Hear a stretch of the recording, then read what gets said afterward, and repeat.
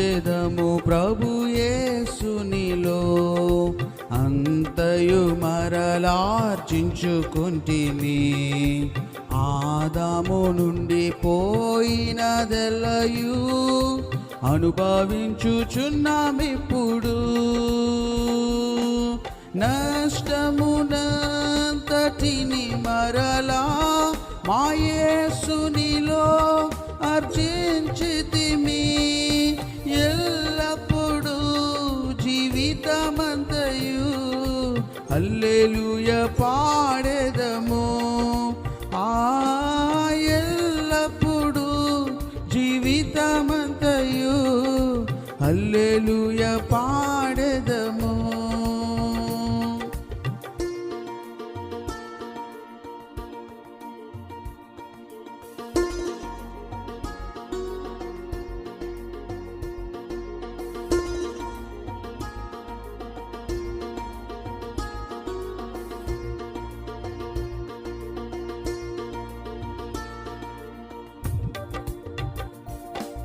దావీదు వలె అంత నష్టపడితిమి, దుఃఖపడి బహుగా ఏడ్చితిమి.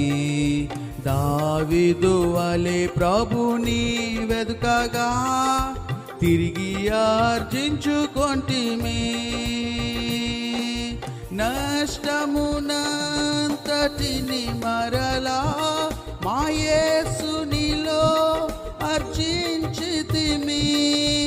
ఎల్లప్పుడూ జీవితమంతయు హల్లెలూయా పాడెదము.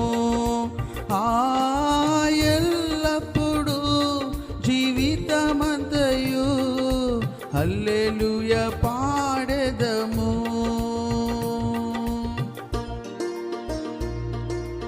చేసేదరు. యెహోవా మహోన్నతుడైనను, ఆయన దీనులను లక్ష్యపెట్టును. ఆయన దూరము నుండి గర్విష్ఠులను బాగుగా ఎరుగును. నేను ఆపదలలో చెక్కబడి ఉన్నను, నీవు నన్ను బ్రతికించదు. నా శత్రువులు కోపము నుండి నన్ను రక్షించుటకై నీవు చెయ్యి చాపెదవు, నీ కుడి చెయ్యి నన్ను రక్షించును. యెహోవా నా పక్షమున కార్యము సఫలం చేయును. యెహోవా నీ కృప నిరంతరమును, నీ చేతి కార్యములను విడిచిపెట్టదుము. 5వ వచనం అందరం కలిసి చదువుకుందాం. 5వ వచనం, యెహోవా మహాప్రభావం గలవాడని వారు యెహోవా మార్గములను గూర్చి గానము చేసెదరు. ప్రార్థన చేసుకుందాం. పరిశుద్ధులైన మా తండ్రి, నీ నామానికి వేలాది స్తుతులు స్తోత్రాలు చెల్లించుకుంటున్నాం. చదవబడిన లేఖనం ద్వారా నాతో మాతో మీరు మాట్లాడి ప్రభువా, నీ వాక్యానుసారమైన మార్గంలో మేము ఉండులాగున నీ సహాయం దయచేయమని, నాతో మాతో మీరు మాట్లాడమని యేసు నామములో అడుగుతున్నాం తండ్రి, ఆమేన్. చదువుకున్న భాగంలో మనం ఒక్కొక్కరి ఆలోచన విధానంలో మనం ఉంటాం. ఎలా అంటే ఇమిటేట్ చేయడం అన్నమాట. ఫలానా వ్యక్తిలో నేను ఉండాలి, ఫలానా వ్యక్తి ఏ స్థితిలో ఉన్నాడో నేను ఆయన యొక్క వేలు నేను ఉండాలనుకున్నాను. అంటే సర్టన్ ఏజ్ వచ్చిన తర్వాత మన ఆలోచనలు అన్నీ అలాగే వస్తాయి. ఏది చేద్దాం, మన యొక్క గోల్ అంటే ఒక రూపాన్ని మనం ఏర్పాటు చేసుకుంటాం మనకి గమ్యం కోసం. అయితే ఆ మార్గం ఇక్కడ రాయడం మన సంగతి ఒక మాట రాయబడింది. ఏమనంటే ఇప్పుడు యెహోవా మహాప్రభావం గలవాడని, ఎలాట యెహోవా మహాప్రభావం గలవాడని వాళ్ళు ఏం చేస్తున్నారంట, వారు యెహోవా మార్గంలో ఉన్నారంట. అంతే కదా, యెహోవా మహా ప్రభావం గలవాడు కాబట్టి వారు ఆయన మార్గంలో ఉన్నారు. ఏ మార్గంలో ఉన్నారంట? ఆయన మార్గంలో ఉన్నారు. మహాప్రభావం గలవాడు అంటే ఆయన వెంబడించే వారు ఎందుకు వెంబడిస్తారంటే ఆయన మార్గము మహాప్రభావం గలది. అయితే ఎంచుకున్న మార్గము యెహోవా మార్గము. యెహోవా మార్గములన్నీ అంటే యెహోవా మార్గములను గూర్చి వారు ధ్యానం చేస్తారని రాయబడింది.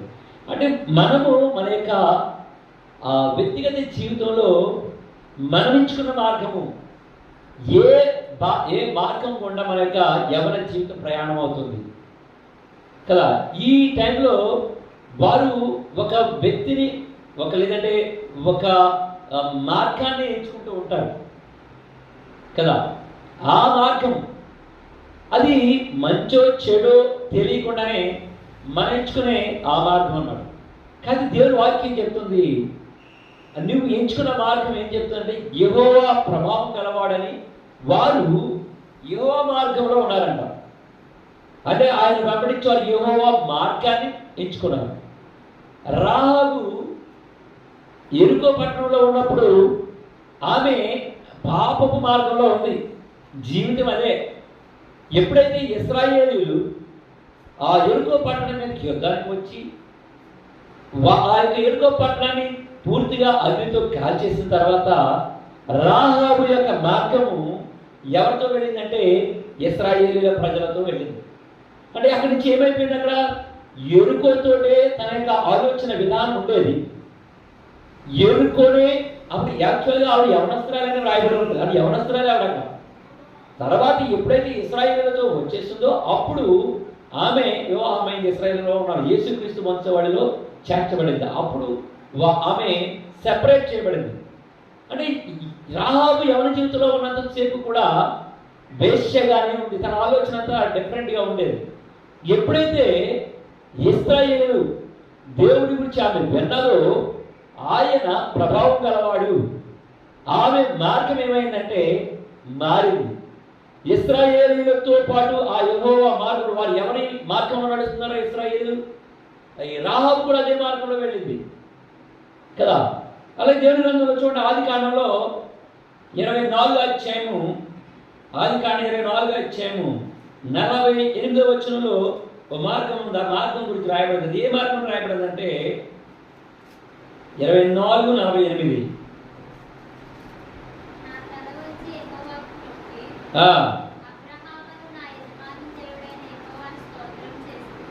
స్తోత్రం చేసి తిని ఏలయనగా ఆయన నా యజమాని యొక్క సహోదరుని కుమార్తెను అతని కుమారునికి తీసుకున్నట్లు సరి అయిన మార్గమందు నన్ను నడిపించు కదా. అక్కడ రాయబడిన తల వంచి యెహోవాకు మొక్కి అబ్రహాము నా యజమానికి దేవుడైన యెహోవాని స్తోత్రం చేసి తిని. ఎవరు అలా చేసిన పని అంట? ఎలియాజరు కదా. ఇప్పుడు తను ఎంచుకున్న మార్గం రైటా కాదా?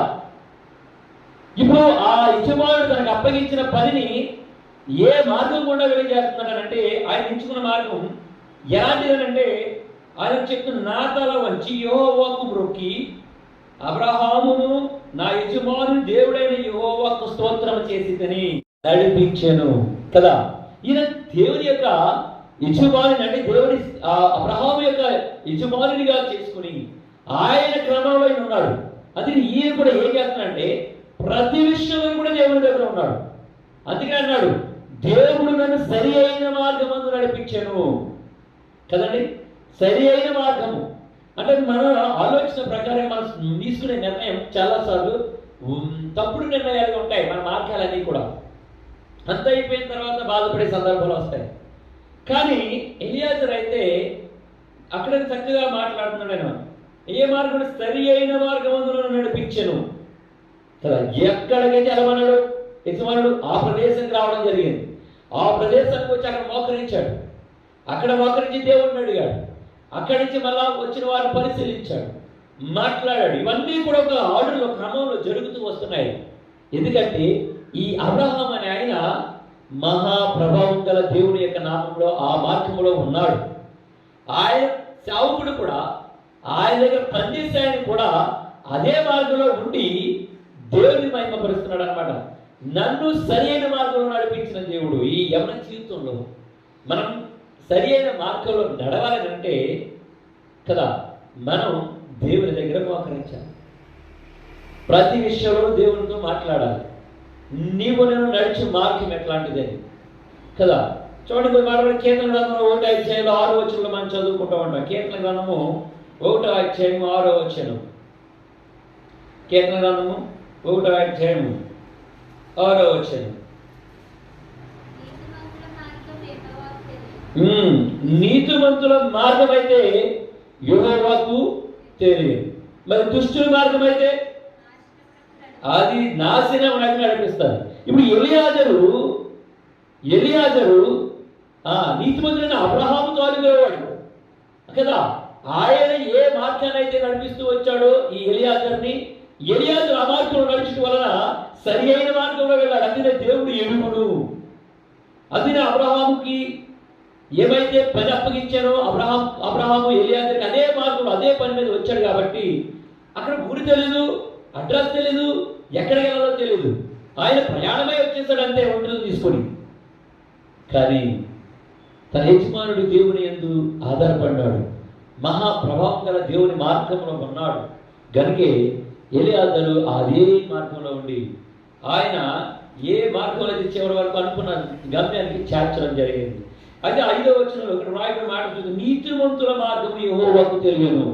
అది ఎలా వెళ్తున్నాడు, ఎక్కడికి వెళ్ళాలని దేవుడు నడిపిస్తున్నాడు.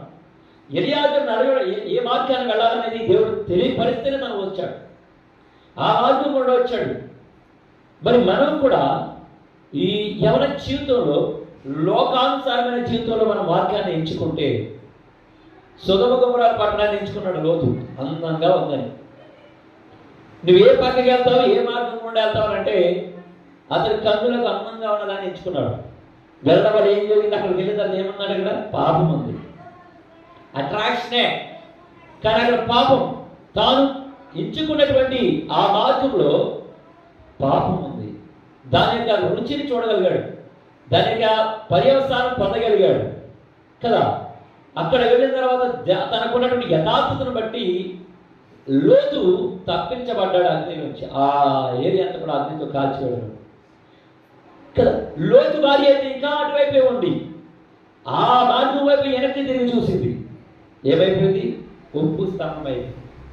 సో మనం ఆలోచించే ప్రతి విషయం కూడా అది దేవునితో ఆలోచిస్తే మనం వెళ్ళే మార్గము నీతిమంతుల మార్గము కాదు తెలుస్తుంది. ఇప్పుడు మనం ఎవరి సలహా తీసుకోము, ఎందుకంటే ఆ యవన జీవితంలో మన సలహాగా ఉంటాం. ఎవరితో సంప్రదించం, ఎవరితో షేర్ చేసుకోం. కానీ లోకానుసారమైన పద్ధతిలో ఉండి వాటి విషయంలో షేర్ చేసుకుంటే అది పాపం, అది పాపం మార్గం అవుతుంది కదా. అదే కీర్తనలో 18వ అధ్యాయంలో చూడండి 21వ వచనం. అదే కీర్తన గ్రంథము 18వ అధ్యాయం 21వ వచనం. యెహోవా మార్గములను నేను అనుసరించుచున్నాను, భక్తిహీనుడనై నా దేవుని విడిచిన వాడను కాదు. ఏ మార్గంలో వెళ్తున్నాడంటే దావీదు, యెహోవా మార్గములను నేను అనుసరించుచున్నాను అన్నాడు. దావీదు ఏమన్నా పెద్ద వయసుకున్నాడు కాదు, అతను చిన్నప్పటి నుంచి కూడా దేవుని యొక్క మార్గంలో నడిచాడు, దేవుని యొక్క మార్గంలోనే ఎంచుకున్నాడు. అందుకనే ఎలాంటి భయంకరమైనటువంటి అడుగుముఖం వచ్చినా కూడా భయపడలే. ఏ మార్గంలో వెళుతున్నది దాన్ని భయపడలేదంట. ఆయన యెహోవా మార్గములను నేను అనుసరించుచున్నాను కనుక. మరి మధ్యలో ఏం కలగదంటే భక్తిహీనుడనై నేను నా దేవుని విడిచిన వాడను కాదు. దేవుని వాక్యాన్ని విడిచిపెట్టిన, దేవుని సన్నిధిని నిర్లక్ష్యం చేసిన భక్తిహీనుడు అని అర్థం. దావీదు అట్లాంటి పని చేయలే. యెహోవా మార్గంలోనే ఆయన ప్రయాణం చేశాడు, యెహోవా మార్గంలోనే అతను ఎంచుకున్నాడు. ఒకవేళ లోకము తనను లాగినా ఆ మార్గం అతను ఎంచుకోలేదని చెప్తున్నాడు. అదే భక్తిహీనుల మార్గం. భక్తిహీనుడు ఏం చేస్తాడంటే ఈ అపవాది యొక్క తంత్రాలన్నీ కూడా ఉపయోగిస్తూ ఉంటాడు. ఆ మార్గం ఏంటంటే లోకం అట్రాక్షన్గా చూపిస్తూ ఉంటాడు కదా. ఈ మార్గం కూడా వెళుతున్నాడు. దావీదు అదే చెప్తున్నాడు, నేను యెహోవా మార్గములను అనుసరించుచున్నాను. దేవుడు అంటున్నాడు, ఆయన అతడు నా ఇష్టానుసారుడైన మనుష్యుడు, అతడు నా ఇష్టానుసారుడైన మనుషుడు. ఈ ఎవరి జీవితంలో మనం కూడా ఆయనకి ఇష్టానుసారులైన బిడ్డలుగా మనం ఉండాలి కదా. అలా ఉండకపోతే ఈ లోకం మనల్ని ఏం చేస్తారంటే బంధిస్తారు. లోకం మనల్ని ఎక్కడ తీసుకెళ్ళిపోతుందంటే ఊపిలోకి తీసుకెళ్ళిపోతారు, పాపంతో నింపుతారు. పాపపు తలంపులు నింపుతారు, పాపంలోనే ముంచేస్తారు. చాలా మంది యవనస్తులు కూడా మోసపోతూ ఉంటారు వాళ్ళ యవన జీవితంలో. అతను ఎవరైనా ఒక మంచి ఐ లవ్ యూ అని చెప్తుంటే ఆ లవ్కి అట్రాక్షన్ అయిపోయి అదంతా ఎదరికెళ్ళిన తర్వాత ఒక అమ్మాయి అలాగే ఫోన్ చేసి చెప్పింది అనమాట, నాకు బ్రదర్ నేను ఇంతలా నమ్మాను కానీ నన్ను నట్టేట్లో ఉంచేసి వెళ్ళిపోయాడు, వదిలేశాడు, ఫోన్ రెస్పాన్స్ లేదు, నా దగ్గర డబ్బు అంతా అయిపోయింది, ఇక నేను ఏం చేయను. ప్రతిసారి స్టేటస్లు పెడతా ఉంటుందంట, జీవితం వ్యర్థం, ప్రేమ నమ్మకూడదు. మరి లోకంలో మనం ఆవిడ ఎంచుకున్న మార్గం అలాంటిది, భక్తిహీనుల మార్గం ఎంచుకుంది కాబట్టే ఈరోజు దాని యొక్క సొల్యూషన్ చూస్తుంది, దానికి ప్రతిఫలం అనుభవిస్తుంది. ఈరోజు తనే నా ప్రాణం అనుకుంది, కానీ దావీదు అలా అనుకోలే, యెహోవా మార్గములని అది నడుచుకున్నాడు. యవన జీవితం మనకి వెనకాల ఉన్న వాళ్ళని కూడా తెలియనివ్వదు కదా, ప్రతి విషయంలో కూడా దేవుడు నన్ను జ్ఞాపకం చేసుకుంటున్నాడు. అయితే దేవుడు నీకు నాకు నేర్పింది ఏంటంటే, ఎలియాజరు సరైన మార్గంలో నడవడానికి కారణం ఎలియాజరు యొక్క తెలివితేటలు కాదు, ఎలియాజరు డిగ్రీ కాదు, ఎలియాజరు చేసే ఉద్యోగం వలన సరైన మార్గంలో వెళ్ళాడు. ఆయన అంటున్నాడు, దేవా నీవు నన్ను సరి అయిన మార్గంలో నడిపించితివి అన్నాడు. ఎవరు నడిపించారంట ఆయన్ని? దేవుడి మీద ఆధారపడి వచ్చాడు. తన యజమానుడు ఇచ్చిన పనిని నమ్మకంగా చేయడానికి, ఆ పని చేయడానికి తన జ్ఞానాన్ని ఉపయోగించలేదు, తన యొక్క ఆలోచనలు ఉపయోగించలేదు, సమస్తము కూడా దేవుడి మీద ఆధారపడ్డాడు. అంటే ఆ దేవుడి మీద ఆధారపడడం వల్ల దేవుడు చెప్పిన మార్గంలో వాళ్ళు వచ్చారు కదా. ఈ యొక్క యూదుల రాజు ఎక్కడ పుట్టాడని చెప్పేసి జానులందరూ వచ్చి తిన్నగా ఎవరికి వెళ్ళారు? హేరోదు రాజు ఇంటికి వెళ్ళారు. ఏమైంది ఆ జ్ఞానం కదా, మనుషుల జ్ఞానం వేద్దాం. వారు ఆ తిన్నగా హేరోదు రాజు ఇంటికి వెళ్ళారు. వాళ్ళు అనుకున్నారు, వాళ్ళ ఆలోచన ప్రకారంగా ఆ మార్గం గుండా వెళితే అక్కడే ఉంటాడు కదా అనుకున్నాడు. కానీ ఆ జ్ఞానం అక్కడికి తీసుకెళ్ళలేకపోయింది. తర్వాత దేవుడు వారిని ఆ దేవుడి దగ్గరికి వెళ్ళిన తర్వాత దేవుడు వారికి నేర్పించింది ఏంటంటే, సరైన మార్గంలో వెళ్ళడానికి ఆయనకి సరైన మార్గం చూపించాడు. ఏ రోజు దగ్గరికి వెళ్లకుండా వేరే మార్గంలో దేవుడు వారిని నడిపించాడు. ఎవరి మీద ఆధారపడ్డారంటే వీరు దేవుని మీద ఆధారపడ్డారు. దేవుని ఆయన మహాప్రభావం గలవాడు, ఎలాంటి పాపినైనా ప్రభావితం చేయగలడు దేవుడు, ఎలాంటి వారినైనా ప్రేమించగలరు. ఎలాంటి ఆలోచనలో ఉన్న ప్రతి ఒక్కదాని యొక్క ఆలోచన నుండి ఇది సరి అయిన మార్గంలో నడిపించగలవాడు. అందుకని నీవు నేను ఆయన దగ్గరికి రావాలి, ఆయనతోనే మన సహవాసం ఉండాలి. ఓకే, అది మనకు కావాల్సింది. దేవుడు మంచి జ్ఞానం ఇచ్చాడు చదువుకోవడానికి, very good, degree, PG, whatever it may be their degree. కానీ ఈ డిగ్రీలన్నింటిలో వచ్చి దేవుడు నీకు నేర్పించింది ఏంటంటే, దేవుని మీద ఆధారపడి మనం ఉండడం, ఆ జ్ఞానం దేవుని యొక్క తలంపులకు ఉపయోగించడం కదా. చూడండి, మనం చూద్దాం 68వ దావీదు కీర్తనలో 68వ కీర్తన 4వ వచనానికి వద్దాం. 68వ దావీదు కీర్తన 4వ వచనం చూద్దాం. దేవుని గూర్చి పాడుడి, ఆయన నామమును బట్టి స్తోత్రగానం చేయుడి కదా.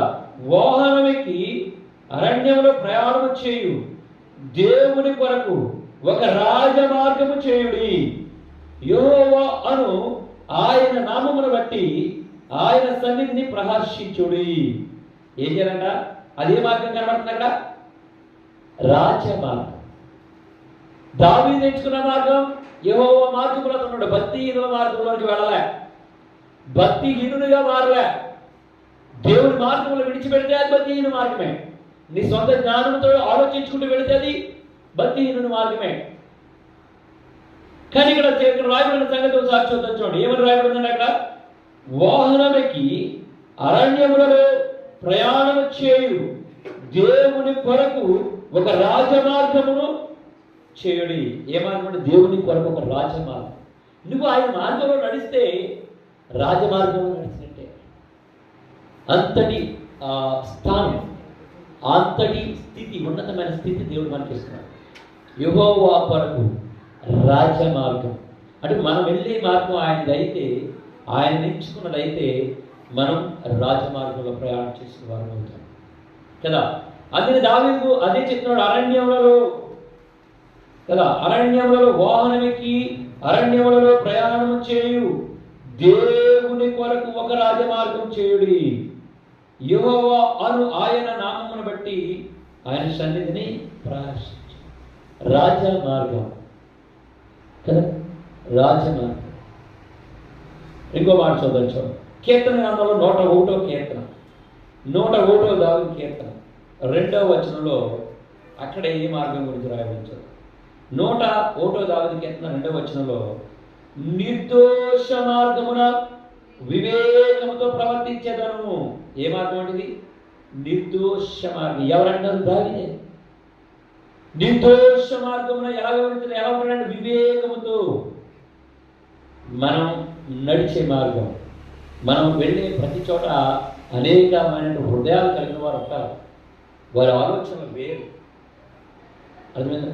ఈ అపవాది ఏం చేస్తారంటే మనలను ఈ లోకం అనే దానిలోకి దింపడానికి మనను ఏం చేస్తారంటే ఆయన ఎర వేస్తూ ఉంటాడు. అందుకే దావీదు అంటాడు వివేచనతో. ఎలా ఉంటాడంట? నిర్దోష మార్గమున వివేకముతో ప్రవర్తించేతను. వివేకం కలిగి ప్రవర్తించాలి. అమ్మా, నిర్దోష మార్గం. నువ్వు ఆయనను దేవుడిగా ఇచ్చుకొని ఆయన మీద మనం ఆధారపడి ఉంటే మన మార్గము నిర్దోష మార్గంగా ఉంటుంది. వివేకంతో ఉంటారంట. ఆయన మార్గంతో వెళ్ళిన వాళ్ళు ఎలా ఉంటారంట? వివేకము కలిగి జ్ఞానంతో ఉంటారు.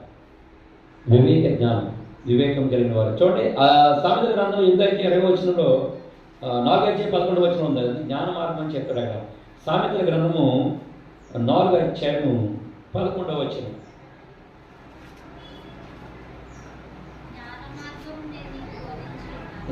జ్ఞాన మార్గము నేను మీకు బోధించి ఉన్నాను. ఏ మార్గం అంటే? జ్ఞాన మార్గం. జ్ఞాన మార్గం నేను మీకు బోధించి ఉన్నాను. అయితే యథార్థ మార్గంలో నిన్ను నడిపించి ఉన్నాను. జ్ఞాన మార్గం. ఇక్కడేమో దావీదు కీర్తన గారు కూడా అదే చెప్తున్నారు కదా, 102వ కీర్తనలో చెప్పుకున్నాం. నిర్దోషమైన మార్గం, వివేకముతో ప్రవర్తిస్తారంట. నిర్దోషమైన మార్గం. మనం ఎక్కడ ఎవరితో మాట్లాడినా వివేకం కలిగిన మాట్లాడాలి. మనం దేవుని బిడ్డలం కదా. మన యొక్క ఉద్దేశం, మన తలపుడు మాట్లాడే విధానం వ్యంగ్యంగా మాట్లాడకూడదు, ఎటకారంగా మాట్లాడకూడదు. వాక్యానుసార రీతిలో మన యవన జీవితాన్ని మనం కాపాడుకోవాలి. మనం ఇచ్చుకున్న ఆలోచనలు, సంభాషించేటప్పుడు, అవతల వారితో మనం మాట్లాడేటప్పుడు, సో ఏదైనా మనం డిస్కస్ చేసేటప్పుడు వివేకం గలవారు. అది నిర్దోష మార్గం, పాపంతో కూడింది కాక. మనం యవన జీవితానికి అంతటి భయంకరమైనటువంటి విధి విధానం తప్పిపోకుండా ఉండడానికి అపవాది ఎప్పుడు కూడా ఈ వీరిని టార్గెట్ చేస్తూ ఉంటుంది. టార్గెట్ చేస్తావు, నువ్వు చాలా బలవంతురాలు, నువ్వు అందమైన దానివి, లేదా అందంగా ఉన్నావు, హ్యాండ్సమ్, నువ్వు సంథింగ్ అలాంటివన్నీ ఆలోచన క్రియేట్ చేస్తూ ఉంటాయి. ఆలోచించే విధానాలు అంతే. అలాంటి ఉద్దేశాలలో ఉన్నటువంటి ఇవి మనస్సులను దేవుని వైపు మళ్ళాలంటే, దేవుని వాక్యం వైపు మనం మళ్ళితే, దేవుని వైపు మనం మళ్ళిస్తే అప్పుడు మన మార్గం ఎలా ఉంటుందంట? రాజ్య మార్గం. రెండవది నిర్దోష మార్గం కదా. మూడవదైతే జ్ఞాన మార్గము. ఏంటది? జ్ఞాన మార్గమందు దేవుడు మనలను నడిపించుచున్నాడు. జ్ఞాన మార్గమున నేను నీకు బోధించుచున్నాను, జ్ఞాన మార్గమును నీకు బోధించుచున్నాను, యథార్థ మార్గములో నిన్ను నడిపించుచున్నాను. జ్ఞాన మార్గము. ఇంకోటి ఏంటది? యథార్థ మార్గం. మాట్లాడేటప్పుడు యథార్థంగా ఉండాలి. నిజం ఎవరు నమ్మరు, వెంటనే ఎవరు నమ్మరు. ఆ నిజాలు తెలిసినప్పటికీ వాళ్ళు చాలా తప్పులు చేస్తారు. అవతల వాళ్ళు అబద్ధాలే నమ్ముతూ ఉంటారు. అబద్ధం అంటే చాలా ఈజీగా నమ్మించడం, కానీ నిజంగా మాట్లాడితే దాన్ని వెంటనే యాక్సెప్ట్ చేయరు. అది లోకంలో ఉన్నటువంటి నైజం. అందుకనే అపవాది మొదటి నుంచి అదే చేస్తూ వచ్చాడు. అపవాది చెప్పుడు మాట్లాడడం వల్లనే అవ్వ వెంటనే రియాక్ట్ అయిపోయింది. కానీ దేవుడు చెప్పిన వాక్యం మధ్యనే తను గ్రహించుకోలేకపోయారు. ఇప్పుడు కూడా మనమంతా ఎవరి జీవితంలో ఎప్పుడో చెప్పిన మాటలను బట్టి మనం ఇంప్రెస్ అవ్వకూడదు. జ్ఞాన మార్గంలో దేవుడు నిన్ను నడిపిస్తారని సిద్ధంగా ఉన్నాడు. జ్ఞాన మార్గమును మనకు బోధించుచున్నాడు. దేవుని వాక్యం ద్వారా మన జ్ఞానం, ఆయన మాటలు వింటే జ్ఞానం, ఆయన వాక్యం చదువుకోవడం వలన జ్ఞానం. సో జ్ఞానం గల బిడ్డలుగా మనం ఉండాలి. అది దేవుడు నీకు నాకు బోధించుచున్నాడు. అది ఈ జ్ఞానము ఏ జ్ఞాన మార్గం బోధించే ఈ మార్గం కూడా ఇంకెలా ఉంటుందని మనల్ని యథార్థవంతులుగా చేస్తుంది. అది కూడా యథార్థవంతుల మార్గం అయి ఉంటుంది కదా. కల్పనా కథల మార్గం కూడా వెళ్ళామనుకోండి, కల్పనా కథల వైపు వెళ్తూ ఉంటారు కదా. కల్పనా కథలు మాట్లాడుతూ ఉంటే రిమోట్ ఆన్ చేసుకుని ఆ కల్పనా కథల వైపే కూర్చుంటుంటారు. మార్గం అదే కొందరైతే దేవుని వాక్యం గెలిగిన వారైతే వెంటనే బైబిల్ తీసుకుని చక్కగా ప్రార్థన చేసుకుని దేవుని దగ్గర తనకున్నటువంటి ప్రతి విషయాలు దేవునితో మాట్లాడుతూ ఉంటారు. అది దేవుని మార్గం, జ్ఞాన మార్గం.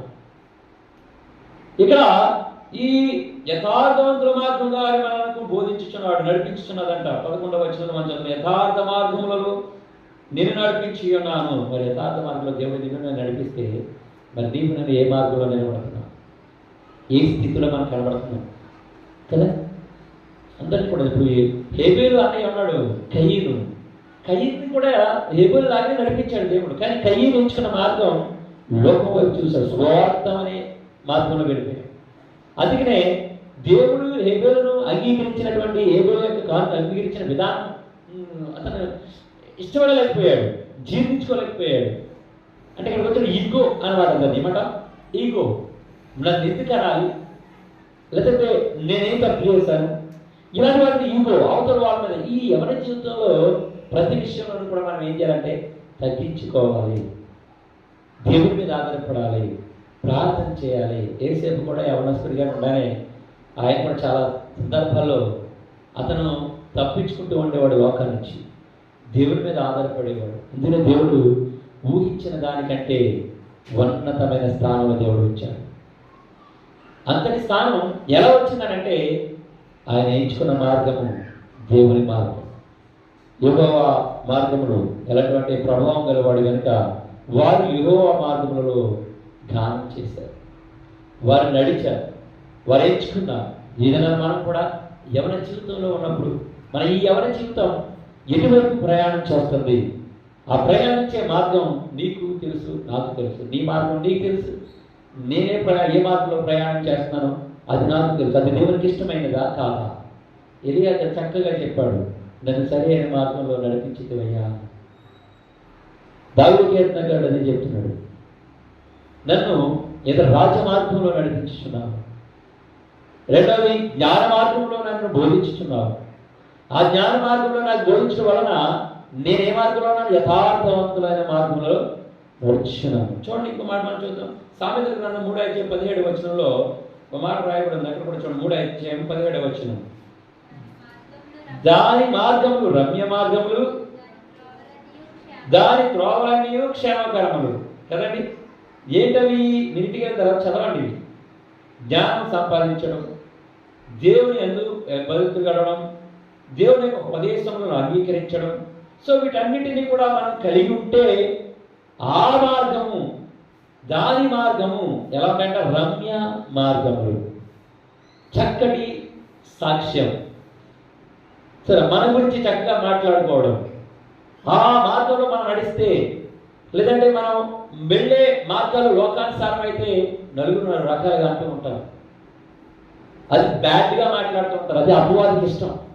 కానీ దేవుడైతే అలా ఉంచాలనుకోవడం. అందుకే యోగు ప్రతిరోజు కూడా ఉదయాన్నే లేచి బలులు అర్పించేవాడంట.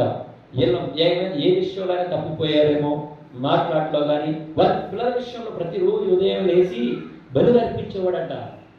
ఇప్పుడు మనం ఏం చేయాలంటే ప్రార్థించాలి. మనం ఎక్కడెక్కడ తప్పిపోయామో, ఏ మార్గం కూడా మనం వెళ్తున్నాము, మనం ప్రయాణించే మార్గం, మనం మాట్లాడే విధానం, మనం ఎక్కడ ఉన్నాం, ఏంటి సమస్తమును కూడా సరి చేసుకోవడానికి, ఈ యవన జీవితంలో బలపడడానికి నిన్ను నన్ను సరైన రీతిలో నడిపించేది దేవుని వాక్యం. ఆ దేవుని వాక్యం నీకు ప్రతిదీ బోధిస్తుంది. జ్ఞాన మార్గంలో బోధిస్తుందంట. జ్ఞాన మార్గంలో నీకు నాకు బోధన చేస్తుంది. ఆ జ్ఞాన మార్గంలో బోధన చేయబడిన దాన్ని యథార్థ మార్గంలో నిన్ను నన్ను నడిపించబడుతుంది. మనం యథార్థ మార్గంలో నడిపించబడాలని యవన జీవితం ఒక సాక్షాత్తంగా ఉండాలి దేవునికి. అలా లేకపోతే అక్షాలు ఏమనుకున్నాడంటే తన అందాన్ని బట్టి అతిశయించాడు. అక్షాలు చాలా రూపవంతుడు కూడా, కానీ తన అందాన్ని బట్టి అతిశయించి తాను చేసినటువంటి తప్పుడు పనులను, అంటే ఆ యొక్క ఎంచుకున్న మార్గాలు చెడ్డలు కనుక అతని గమ్యం చేరలేకపోయాడు, అనుకున్న స్థానాన్ని రీచ్ అవ్వలేకపోయాడు. అతను ప్రయాణంలోనే ఆ యుద్ధంలోనే చనిపోయాడు కదా. అంటే అతను అందగాడే, కానీ తన అందాన్ని బట్టి అతిశయించాడు కాబట్టి ఏమైపోయిందంటే మరణం వెంటాడి. అందుకని మనం దేవుని దృష్టిలో యవన జీవితం దేవుని దృష్టికి చాలా విలువైనది. ఈ యవన జీవితంలో దేవునికి మనం అప్పగించుకోవాలి. ఆయనకు మనం అప్పగించుకుంటే ఆయన జ్ఞానం గల మార్గంలో నిన్ను నన్ను బోధించు నడిపిస్తూ ఉంటాడు. ఇంకో మాట మనం చూద్దాం, చూడండి.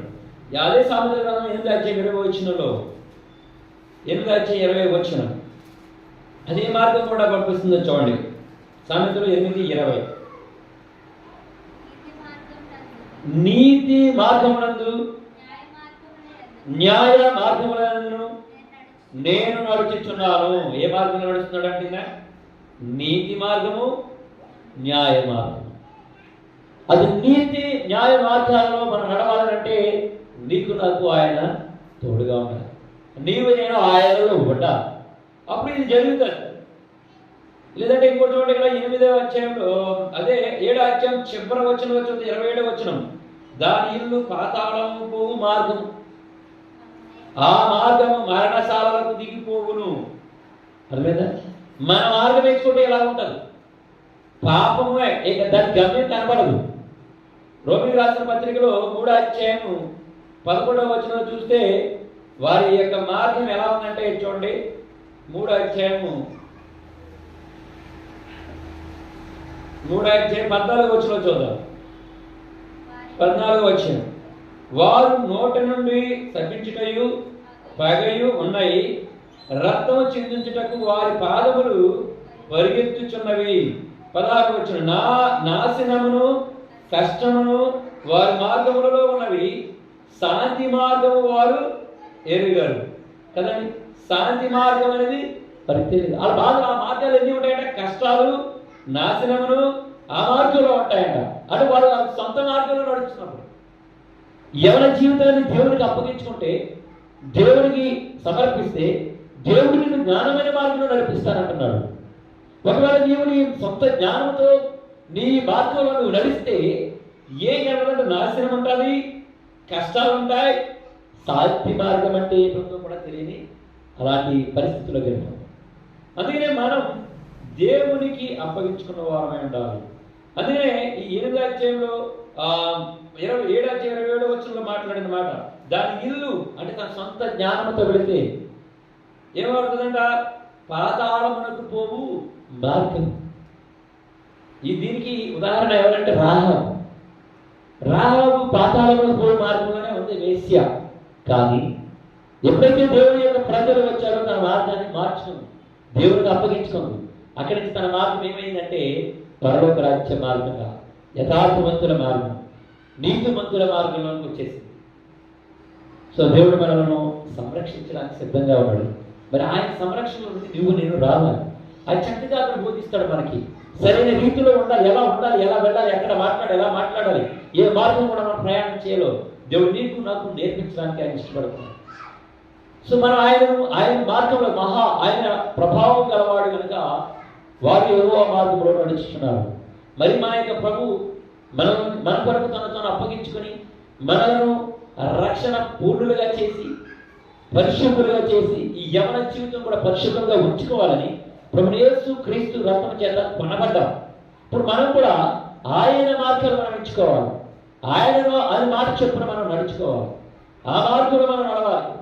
నడిచినప్పుడు మనకి అది ఉంటుంది. లేదంటే సోమరిపోతు మార్గం ఉంది చూడండి. అదే సామెతల గ్రంథంలో 15వ అధ్యాయము, అదే సామెతల గ్రంథము 15వ అధ్యాయము 19వ వచనంలో మాట రాయబడి చూడండి. 15:19, సోమరి మార్గము మొళ్ళ కంచె, యథార్థవంతుల త్రోవ రాజమార్గం. ఏది కావాలి నీకు? యథార్థవంతుల మార్గం అయితే రాజమార్గం. ఆ మార్గంలో వెళ్తావా ఎవరి జీవితంలో? లేదు. సోమరి మార్గం ఎంచుకుంటే మొళ్ళ కంచె. ఇందాకేమనుకున్నా కష్టం ఉంది, అక్కడ ఏముందంట నాశనం ఉంది. శాంతి అంటే మార్గంలోనే దొరకదు. ఇంకోటి ఏంటంట సోమరి మార్గం మొళ్ళ కంచె అని చెప్తున్నాడు.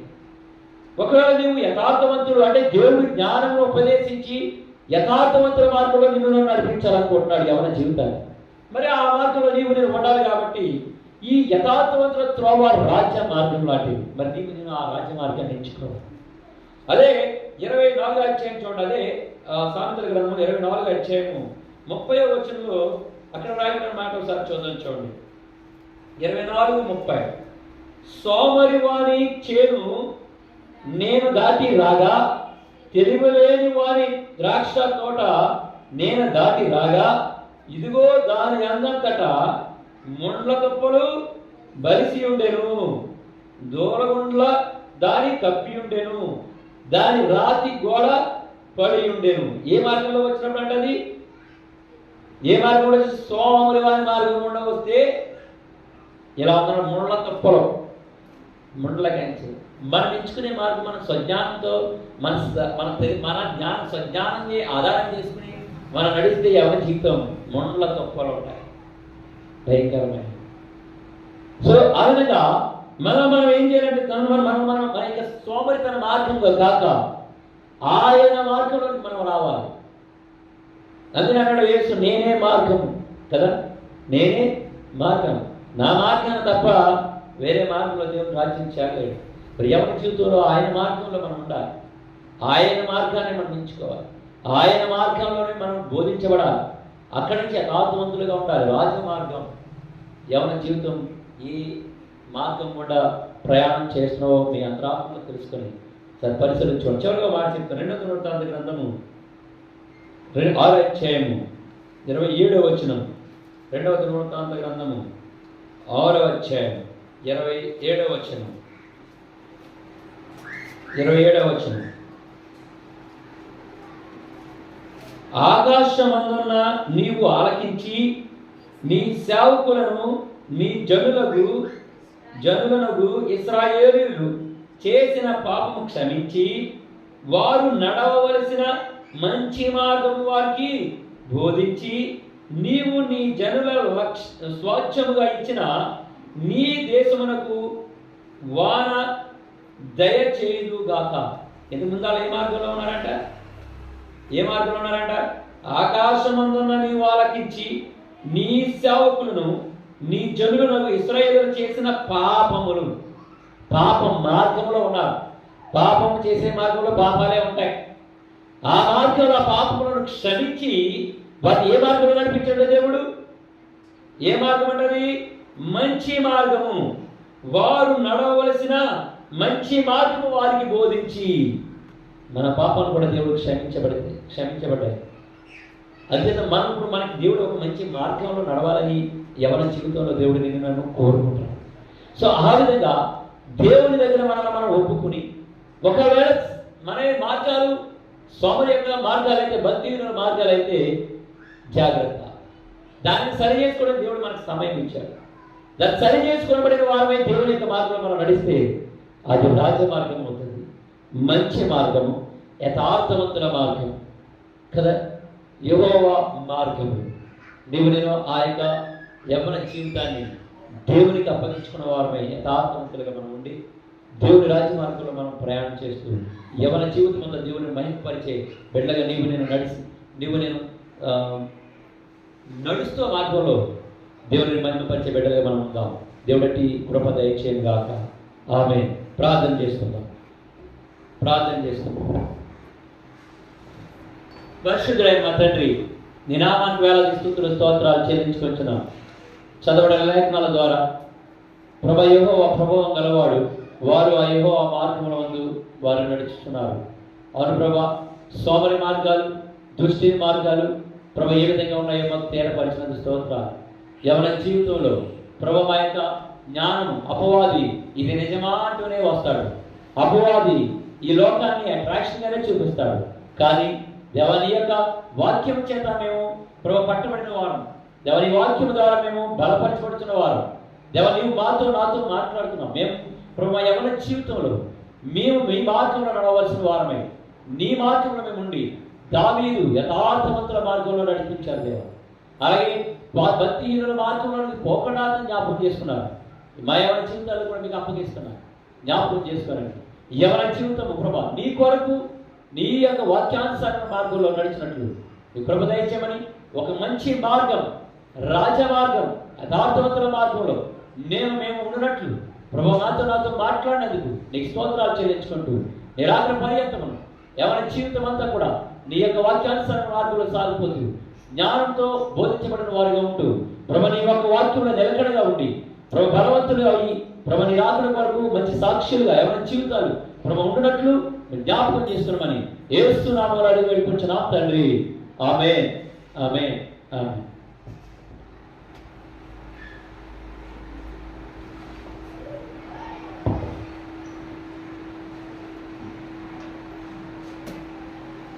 మీకోసం పలహారం పెట్టారు.